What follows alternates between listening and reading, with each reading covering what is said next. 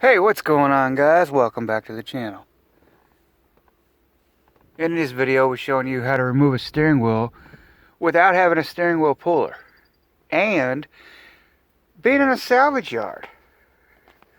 So you don't have the tools you need and you don't want to take an hour to 2 hours to drive all the way back home and get them.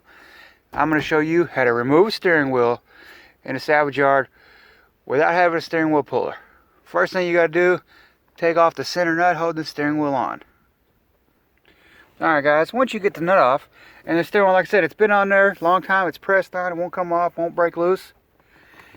Take a floor mat, hold it over the steering wheel, take you a big ass fucking rubber mallet, and hit that steering wheel, and it'll pop right loose without damaging the steering wheel.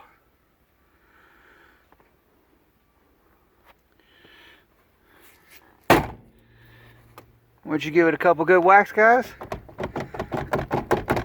you'll be able to wiggle it right off.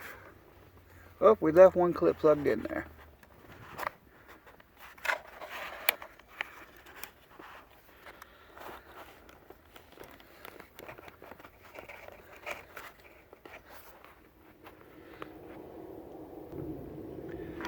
And there you go, guys. And that's how you remove a steering wheel in a salvage yard without having a steering wheel puller.